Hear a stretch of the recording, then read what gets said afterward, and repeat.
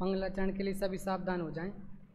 रामो अरिहंताणं रामो सिद्धाणं रामो आयरियाणं रामो वज्जायाणं रामो लोये सौविसाहुणं बन्दितु सबसिद्धे धुवमचल मणुबमं गदिं पत्ते बोच्छामि समयपाहुड मृणमो सुध केवली भरिदम। आज से 10 लक्षण महापर्व प्रारंभ हो गए हैं।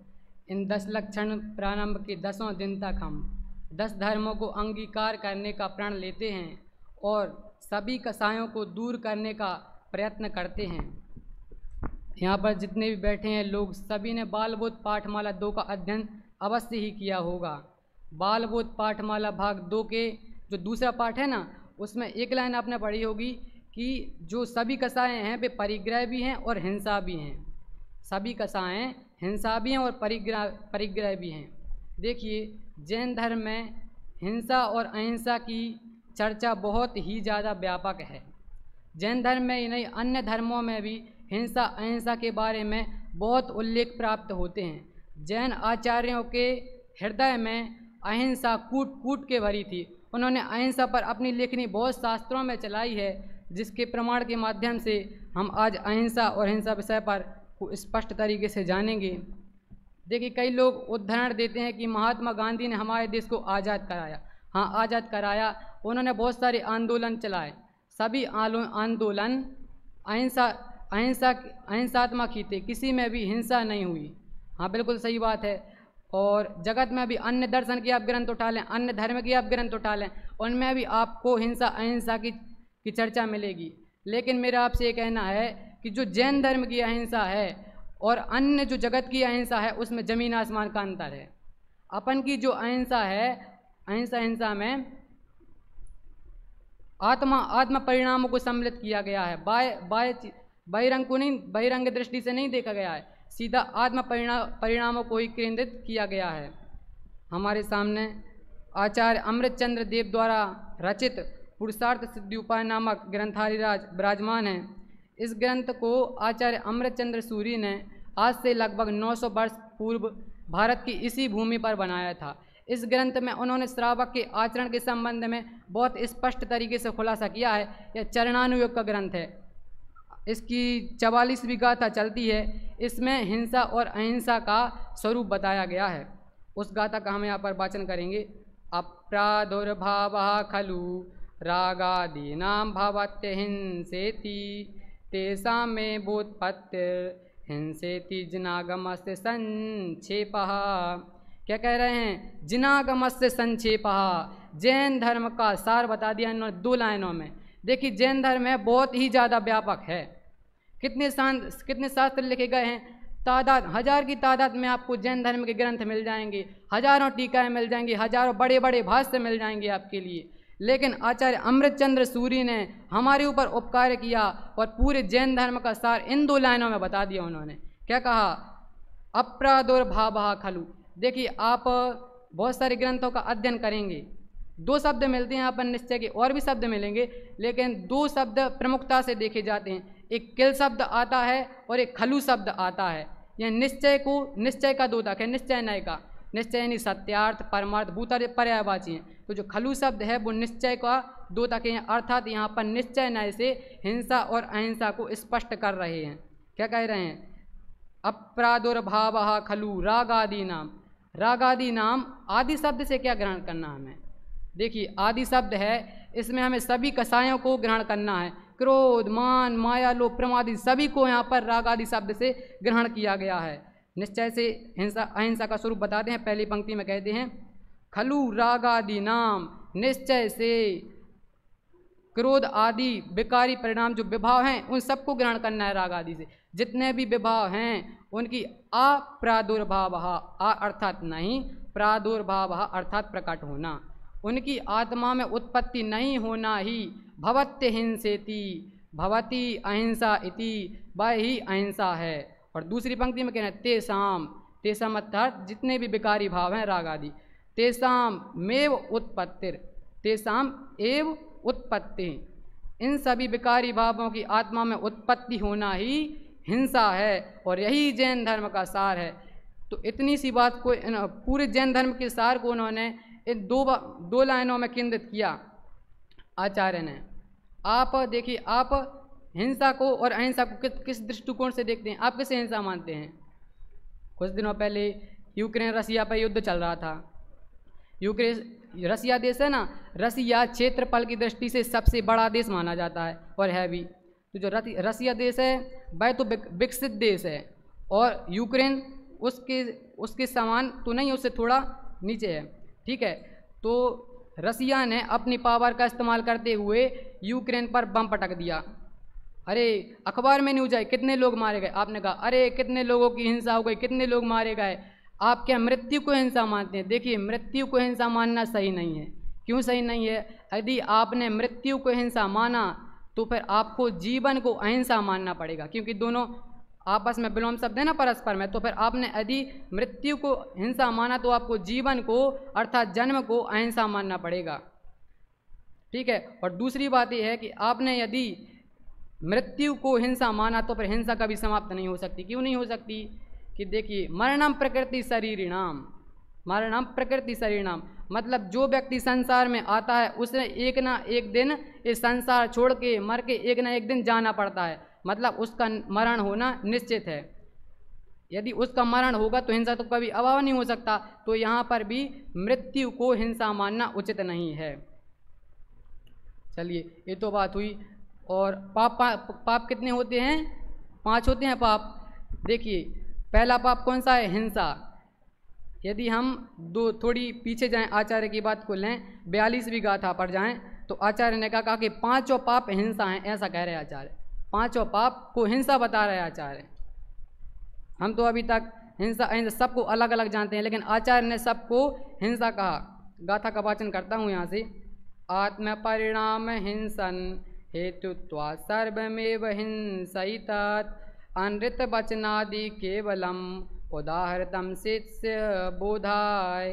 क्या कह रहे हैं? आत्म परिणाम। आत्म परिणाम अर्थात देखिए, परिणाम अर्थात भाव। भाव 3 प्रकार के होते हैं, शुभ भाव, अशुभ भाव और शुद्ध भाव, ठीक है।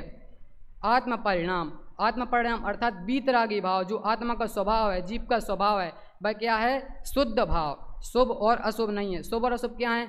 देखिए, अशुभ भाव तो भी हो गए 5 पाप, 4 कसा, ये भाव हो गए अशुभ भाव। और शुभ भाव दया, दान, पूजा, भक्ति आदि के भाव शुभ भाव हो गए। इनसे रहित जो परिणाम है वह शुद्ध भाव है और वही जीव का स्वभाव है, वही शुद्ध स्वभाव है। आत्म परिणाम हिंसन हेतुत्वात्, आत्मा के परिणाम के घात होने में कारण है, जो आत्मा के शुद्धोपयोग रूप परिणामों के घात होने में कारण है, जो ऐसे सभी परिणाम हिंसा ही हैं। क्योंकि घात कर रहे हैं ना आत्मा के परिणाम का। झूठ अशुभ परिणाम है और आत्मा के शुद्धोपयोग रूप परिणाम का घात कर रहा है, तो वह भी हिंसा हुआ। अच्छा, तो ये 5 पाप हिंसा हो गए।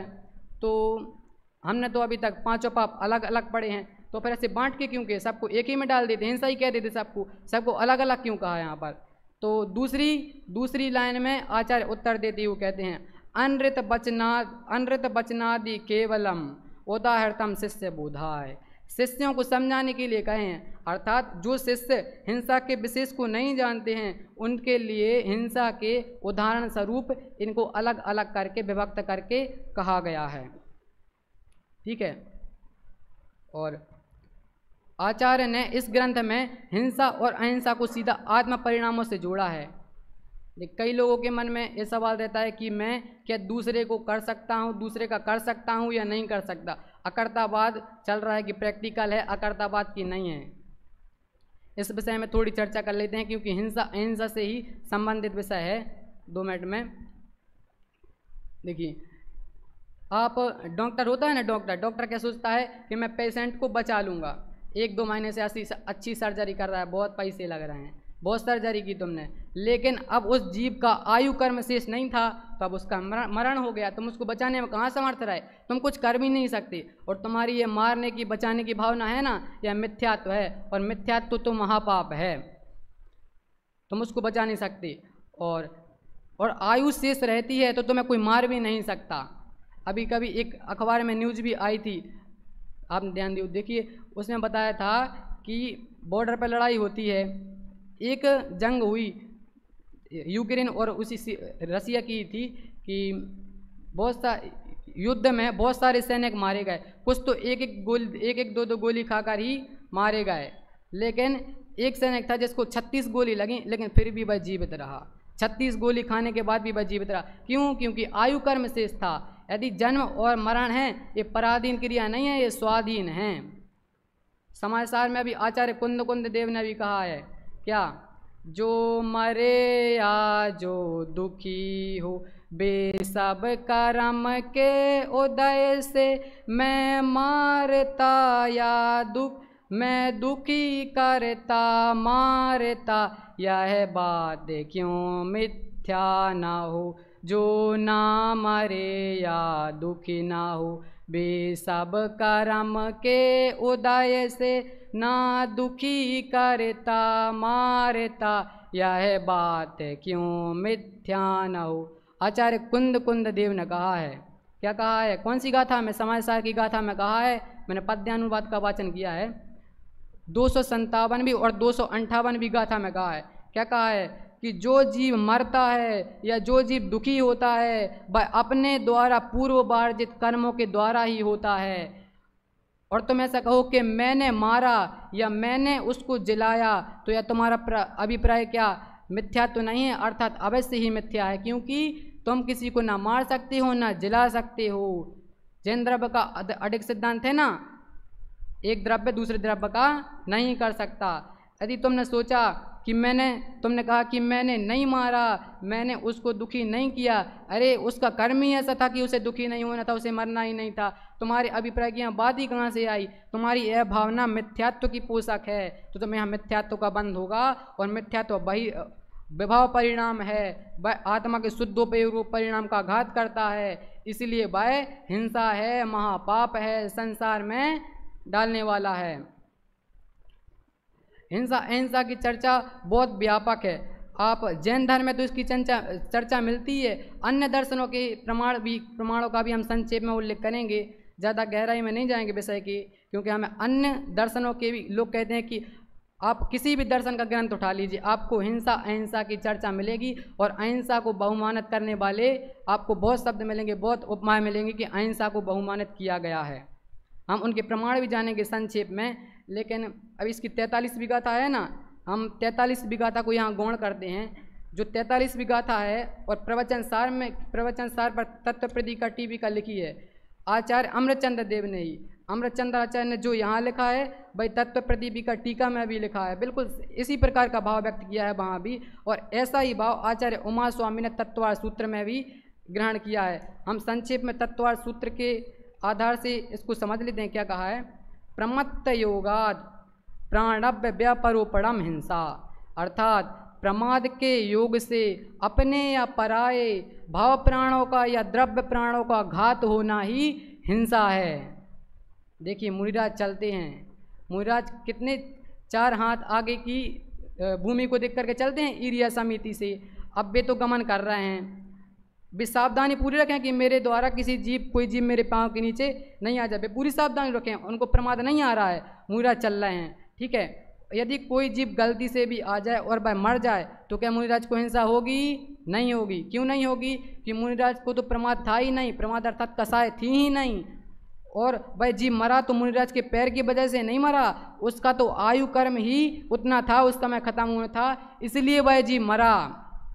और यदि कोई व्यक्ति ऐसा चल रहा है, राग द्वेष के वशीभूत होकर चल रहा है, प्रमाद के वशीभूत होकर गमन कर रहा है, कोई नीचे ध्यान नहीं दे रहा और जा रहा है, उसके पैर के नीचे जीव आए या ना आए तो भी उसे हिंसा का दोष लगेगा। क्यों? यहाँ प्रश्न उठ सकता है कि जीव तो मरा ही नहीं, तो उस व्यक्ति को हिंसा का दोष क्यों आएगा?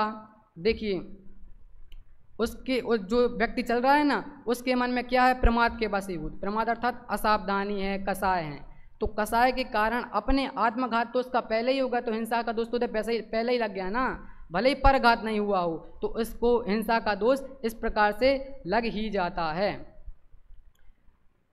हिंसा अहिंसा स्व की भी हिंसा होती है और पर की भी हिंसा होती है। इस प्रकार से हमने स्पष्ट रूप से जाना। अभी हम अन्य ग्रंथों में भी हिंसा अहिंसा का क्या वर्णन किया गया है इसको हम थोड़ा समझते हैं। मैंने प्रमाण संकलित किए हैं, उनको मैं बताऊंगा। अपनी ओर से कुछ भी नहीं लगाऊंगा, जो आचार्यों ने कहा है बिल्कुल उसी वाणी को आपके सामने परोसूंगा कि क्या क्या कहा गया है अहिंसा के बारे में। देखिए, जिनवाणी को हम माता कहते हैं ना, जिनवाणी माता की जय।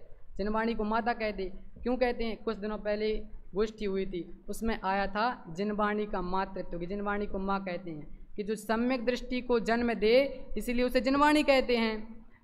उसी प्रकार यहाँ पर अहिंसा को जगत की माता कहा है, जिनवाणी के समान कर दी।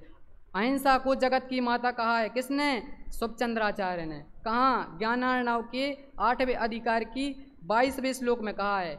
श्लोक का वाचन करता हूँ मैं, आचार्य के पद हैं। अहिंसैव जगन माता अहिंसैव आनंद पद्धति अहिंसैव गति ही साध्वी श्रीरहिंसैव शाश्वती। अर्थात अहिंसा ही जगत की माता है और अहिंसा ही आनंद की पद्धति है, अर्थात आनंद की संतति है। जगत की माता कैसे? जगत का पालन पोषण करने वाले से जगत की माता का अहिंसा को। और अहिंसा ही उत्तम गति है और अहिंसा ही शाश्वत लक्ष्मी है। इस लोक में जितने भी उत्तम उत्तम गुण हैं वे सब अहिंसा में ही हैं। इस प्रकार से अहिंसा को बहुमानित किया सुबचंद्राचार्य में। और आगे चलते हैं। आत्मा क्या है? आत्मा का स्वरूप क्या है? ज्ञाता दृष्टा, जानना देखना, यही ना आत्मा का स्वरूप, तो चैतन्यता। लेकिन अहिंसा को भी आत्मा का स्वरूप कहा। कहाँ कहा? तो देखिए, जय दबला के पहले वाक्य पृष्ठ क्रमांक 94 पर जाइए, वहाँ लिखा है अत्ता चेव अहिंसा। जैनागमों में तो अहिंसा को आत्मा का स्वरूप भी कहा। अत्ता, आत्मा ही अहिंसा है, इस प्रकार से जय दबला में कहा। और आगे चलते हैं, जब जय दबला में एक और बार पृष्ठ क्रमांक 260 पे जाइएगा, वहाँ क्या कहते हैं? वाचन करता हूँ गाथा का। धम्मो मंगल मुक्किठ अहिंसा संजमो तवो देवा बीतम पणमंती जस्य धम्मे सया मणो। क्या कह रहे हैं कि धर्म परम मंगल है और परम उत्कृष्ट है धर्म। कौन सा धर्म? संयम धर्म, अहिंसा धर्म और तप धर्म। अहिंसा की चर्चा आ गई ना। अहिंसा धर्म भी परम मंगल है, परम उत्कृष्ट है। और जो व्यक्ति ऐसे अहिंसा धर्म को हृदय में धारण करता है उसे नमस्कार करने तो देवावितम प्रणमंती, उसे नमस्कार करने तो देवता गण भी आते हैं। ऐसी बात जय धवला में कही है। और आगे चलते हैं तो क्या प्रमाण मिलते हैं अहिंसा के? देखिए, सब व्रतों में अहिंसा व्रत को प्रधानता दी गई है। कहाँ दी गई है? कह रहे हैं आचार्य भगवती आराधना में। भगवती आराधना में कह रहे हैं आचार्य शिवार्य स्वामी। 784वीं गाथा है, वाचन करता हूँ गाथा का। णत्थी अणुदो अपम आया सदो अणुड़यम णत्थी जयता है जान महल्लम णाभय महिंसा समम अत्थी। इस जगत में अणु से छोटा कोई पदार्थ नहीं। अणु से छोटा कोई पदार्थ नहीं, आकाश से बड़ा भी कोई पदार्थ नहीं। अणु से छोटा नहीं और आकाश से बड़ा कोई पदार्थ नहीं और अहिंसा से बड़ा कोई व्रत नहीं। भगवती आराधना की 784वीं गाथा में कहा है। और थोड़ी और आगे चलते हैं तो क्या कहते हैं? 790वीं गाथा पे चलते हैं। गाथा का वाचन करता हूँ। सब्बे सिमा समाणम हृदयम गब्बो वसब्ब सत्थाणम लब्बे सिंबद गुणाणम पिंडो सारो अहिंसाहु। ध्यान से सुनिएगा इस पर क्या कह रहे हैं आचार्य। भगवती आराधना की वापस से 790वीं गाथा में आचार्य शिवार्य स्वामी कह रहे हैं, क्या कह रहे हैं? अहिंसा सर्व आश्रमों का हृदय है। अहिंसा सर्व आश्रमों का हृदय है, सर्व शास्त्रों का गर्व है और सर्व शास्त्रों का निचोड़ा हुआ सार अहिंसा है। भगवती आराधना की गाथा 790। विशेष जानना हो तो आप उस ग्रंथ का स्वाध्याय अवश्य कीजिए। और अहिंसा के देखिए श्वेतांबर मत में भी अहिंसा के बहुत सारे पर्यायवाची मिलते हैं। श्वेतांबर का एक ग्रंथ है प्रश्न व्याकरण सूत्र, उसमें अहिंसा के 60 पर्यायवाची मिलते हैं। उसमें से कुछ का मैं यहाँ से वाचन करता हूँ, कुछ बोलता हूँ मैं। निब्बाण अर्थात निर्वाण, संति अर्थात शांति, समाधि अर्थात समाधि, कांति अर्थात कांति, स्वयं अर्थात स्वयं, दया, महंती, रिद्धि, विद्धि, सुई अर्थात सूची। ये सब अहिंसा के पर्यायवाची प्रश्न व्याकरण सूत्र में मिलते हैं। 60 पर्यायवाची का उल्लेख है वहाँ पर, श्वेतांबर मत का ग्रंथ है यह। अब कुरल काव्य में भी अहिंसा के बारे में कहा है। क्या कहा है? देखिए, अहिंसा परमो धर्मः। 5 पाप होते हैं हमारे, 5 व्रत होते हैं। अहिंसाणुव्रत, अहिंसाणुव्रत से शुरुआत है ना। अहिंसा को पहले क्यों रहा? महाव्रतों में भी अहिंसा को पहले रखा। इसका कारण क्या है? यहाँ बता रहे हैं, कुरल काव्य में लिखा है, अहिंसा प्रथमो धर्मः सर्वेषामिति सन्मति, ऋषिभिर्बहुधा गीतम सुनृतम तदनंतरम। अहिंसा सर्वधर्मों में श्रेष्ठ है, सर्वधर्मों में श्रेष्ठ अहिंसा है। इसीलिए ऋषियों ने, मुनियों ने, आचार्यों ने अहिंसा के गीत सत्य से पहले गाए हैं। अहिंसा को सत्य से पहले रखा है आचार्यों ने, कुरल काव्य में लिखा है। 3 नंबर का श्लोक है कुरल काव्य का। और पातंजलि योग सूत्र के पास चले हम तो वहाँ क्या कहते हैं पातंजलि? अहिंसा प्रतिष्ठायाम तत्सन्निधौ वैरत्यागः। जीवन में अहिंसा की प्रतिष्ठा होने पर ही, जीवन में अहिंसा की प्रतिष्ठा होने पर ही अहिंसक व्यक्ति की सन्निधि में बैर भाव का त्याग होता है। जीवन में पहले अहिंसा की प्रवृत्ति आनी चाहिए, आप में अहिंसा की प्रतिष्ठा आपके जीवन में होनी चाहिए, तभी आपका बैर छूट पाएगा। और इन दिनों तो कहते हैं उत्तम क्षमा, आपको बैर छोड़ना है ना तो पहले अहिंसा को जानिए, अहिंसा की प्रतिष्ठा अपने हृदय में कीजिए, तभी आप बैर को छोड़ पाएंगे। परमात्मा प्रकाश में भी अहिंसा के बहुत गीत गाए हैं। क्या कहा है? देखिए, धर्म का लक्षण यहाँ पे अहिंसा कह रहे हैं। क्या कहा? अहिंसा लक्षणो धर्म, अहिंसा धर्मो लक्षण, अहिंसा लक्षणो धर्म सोपि जीव शुद्ध भावम बिना न भवति। धर्म अहिंसा लक्षण वाला है, धर्म का लक्षण अहिंसा बताया, और वह अहिंसा जीव के शुद्ध भावों के बिना संभव नहीं है। अहिंसा है ना, जीव के शुद्ध भावों के बिना संभव नहीं है। और धर्म का लक्षण अहिंसा कहा। तो बहुत सारे प्रमाण मिलते हैं। आप जैन के अलावा अन्य दर्शनों के ग्रंथ भी उठाएंगे ना तो आपको वहाँ पर 90% ग्रंथ और भी ज़्यादा ग्रंथों में आपको अहिंसा का बहुमान मिलेगा कि अहिंसा को वहाँ पर किस प्रकार से अहिंसा का उल्लेख वहाँ पर किया गया है। आप अवश्य अध्ययन करें, उनका बहुत सारे प्रमाण का संकलित किया है मैंने, यहाँ इतने ही प्रमाण रखता हूँ। देखिए, और जो अहिंसा है ना, अपन तो जैन है, जैन धर्म में अहिंसा को सर्वप्रथम रखा है। अहिंसा की जब भी चर्चा चलती है तो जैन धर्म का नाम सबसे पहले आता है। कई लोग कहते हैं कि गांधी जी ने अहिंसा चलाई, तो उन्होंने भी जैन धर्म को पढ़कर ही अहिंसा चलाई है। और बात तो ये भी है कि उनकी अहिंसा में और अपनी अहिंसा में जमीन आसमान का अंतर है। उन्होंने आत्मा को बहिरंग दृष्टि से देखा है और अपन ने सीधा आत्मा को, अपने आचार्यों ने अहिंसा को सीधा आत्म परिणामों से जोड़कर बताया है। आचार्य अमरचंद की गाथा अपन ने पढ़ी ही है। और इस प्रकार की अहिंसा हमारे जीवन में हो बे और हमारा जीवन भी अहिंसामय हो और हम भी इस अहिंसा को धारण करके मोक्ष मार्ग को प्रशस्त करें, मोक्ष मार्ग को पावें और अनंत सुख की प्राप्ति करें। ऐसी मंगल भावना के साथ अपनी वाणी को विराम देता हूँ।